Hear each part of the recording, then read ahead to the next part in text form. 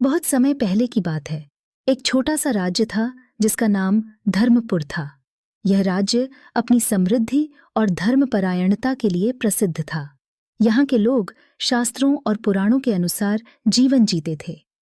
राजा धर्मसेन अपनी प्रजा को हमेशा धर्म के मार्ग पर चलने की प्रेरणा देते थे। वे कहते थे कि गृहस्थ जीवन में स्त्री और पुरुष का संबंध सबसे पवित्र होता है और इसका आधार है विश्वास, प्रेम और निष्ठा। राज्य में एक प्रसिद्ध संत महर्षि वशिष्ठ भी थे, जो अपनी ज्ञान की गहराई के लिए विख्यात थे।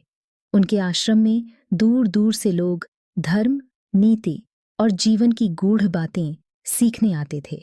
महर्षि का कहना था, स्त्री और पुरुष का संबंध केवल शारीरिक नहीं, आत्मिक भी होता है।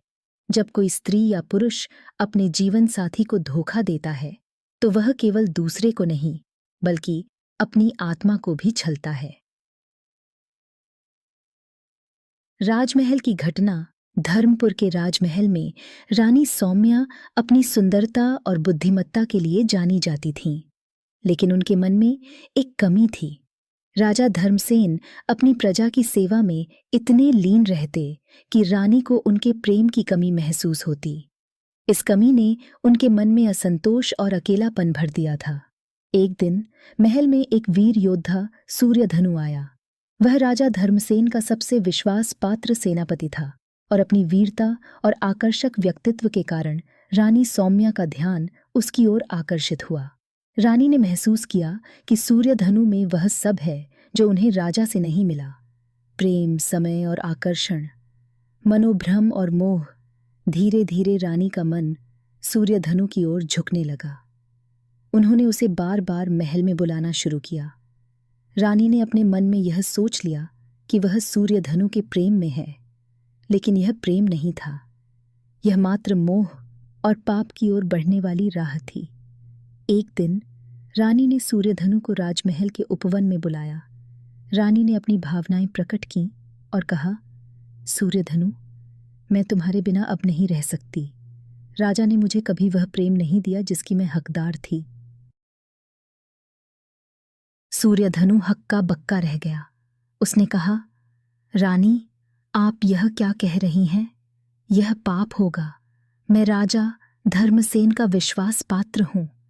लेकिन रानी के मोहक वचनों ने सूर्यधनु के मन को भी विचलित कर दिया। वह भी अपने कर्तव्य और अपने मोह के बीच फंस गया। महर्षि वशिष्ठ का आगमन। उसी समय महर्षि वशिष्ठ महल में आए। उन्होंने रानी और सूर्यधनु के मन में चल रहे इस द्वंद्व को भांप लिया।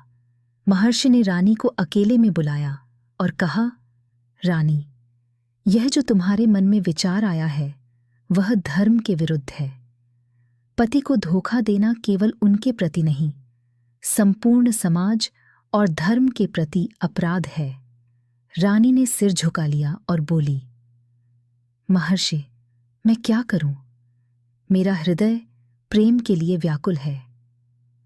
महर्षि ने धैर्यपूर्वक समझाया, यह प्रेम नहीं, मोह है। प्रेम वह होता है जो दूसरों की भलाई के लिए हो, जो आत्मा को शांति दे। यदि तुम इस पथ पर चली तो तुम्हें और सूर्यधनु दोनों को पाप का भार उठाना पड़ेगा। धर्म और पाप का पहला सबक महर्षि ने एक पुराण कथा सुनाई। एक समय की बात है, एक स्त्री ने अपने पति को धोखा देकर किसी अन्य पुरुष से संबंध बना लिए। जब उसका अंत समय आया तो उसे यमराज के दूत लेने आए। उसने विनती की कि मुझे क्षमा कर दें, लेकिन यमदूतों ने कहा कि जो स्त्री अपने पति के विश्वास को तोड़ती है वह केवल पति को नहीं, अपने धर्म को भी तोड़ती है। महर्षि की बातें सुनकर रानी सौम्या को अपनी गलती का एहसास हुआ।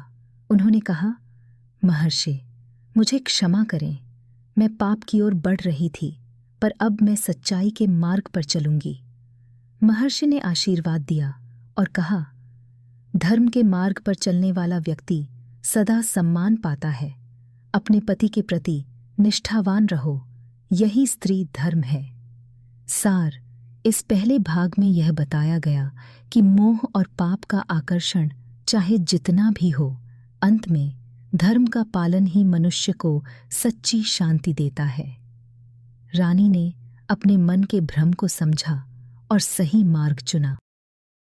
दूसरा भाग, मोह के बंधन से मुक्ति। रानी सौम्या ने महर्षि वशिष्ठ की बातें ध्यान से सुनी, लेकिन उनके मन में एक हलचल अब भी थी। मोह का जाल इतना सरल नहीं था कि वह एक ही बार में टूट जाए। महर्षि के जाने के बाद भी सूर्यधनु के प्रति उनका आकर्षण कहीं न कहीं हृदय में छिपा हुआ था। उन्होंने स्वयं को संभालने का संकल्प तो लिया, परंतु मन के कोने में प्रश्न बना रहा, क्या मैं कभी अपने हृदय को शांत कर पाऊंगी? अंतर्द्वंद्व का आरंभ।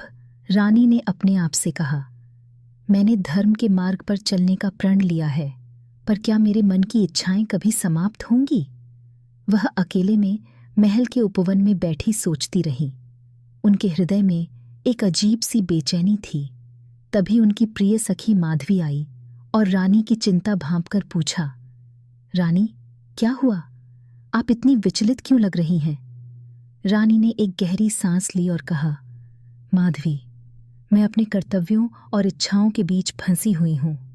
महर्षि वशिष्ठ ने मुझे सही मार्ग दिखाया है, परंतु मन को शांत करना इतना आसान नहीं है।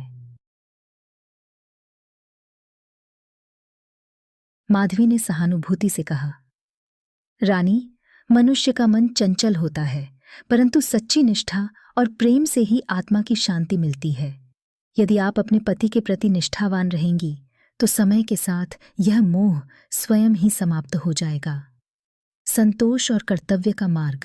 रानी ने धीरे धीरे अपने मन को समझाना शुरू किया। उन्होंने सोचा, धर्म के मार्ग पर चलना कठिन अवश्य है, लेकिन यही सही मार्ग है। उन्होंने अपने पति राजा धर्मसेन के प्रति अपना ध्यान केंद्रित किया। रानी ने महल के कार्यों में अधिक ध्यान देना शुरू कर दिया। वह राजकाज में राजा की सहायता करने लगी। उन्होंने प्रजा के कल्याण के लिए योजनाएं बनाईं और महल के अंदर गरीबों और जरूरतमंदों के लिए आश्रय की व्यवस्था की। इस कार्य ने उन्हें अपने भीतर की शांति को पुनः प्राप्त करने में सहायता दी। सूर्यधनु का संकल्प। दूसरी ओर सूर्यधनु भी अपने कर्तव्य को लेकर उलझन में था। वह जानता था कि रानी के प्रति उसका कोई भी गलत कदम उसे पाप की ओर ले जाएगा। उसने भी महर्षि वशिष्ठ की बातें मन में बिठा लीं और स्वयं से वचन लिया कि वह रानी से दूरी बनाए रखेगा और अपने धर्म का पालन करेगा। सूर्यधनु ने राजा धर्मसेन से कहा, महाराज, मुझे कुछ समय के लिए किसी दूरस्थ युद्ध क्षेत्र में भेज दें। मेरा मन यहीं रहकर विचलित हो रहा है। राजा धर्मसेन, जो सूर्यधनु की निष्ठा और वीरता पर पूर्ण विश्वास करते थे, तुरंत सहमत हो गए और उसे एक दूरस्थ राज्य की रक्षा के लिए भेज दिया। धर्म की विजय। रानी और सूर्यधनु दोनों ने अपने अपने मन के मोह को त्याग कर धर्म के मार्ग पर चलने का संकल्प ले लिया था। धीरे धीरे समय बीतता गया और रानी ने अपने भीतर एक नई ऊर्जा और शांति को महसूस किया। एक दिन महर्षि वशिष्ठ फिर से महल आए। रानी ने उन्हें प्रणाम किया और कहा, महर्षि, आपके उपदेशों ने मेरे जीवन को नई दिशा दी है। अब मैं समझ गई हूं कि सच्ची शांति केवल धर्म और निष्ठा में है। महर्षि ने प्रसन्न होकर आशीर्वाद दिया। तुमने मोह को त्याग कर धर्म को अपनाया है, यही सच्ची विजय है। जो स्त्री अपने पति और परिवार के प्रति निष्ठावान रहती है, वही सच्ची देवी है।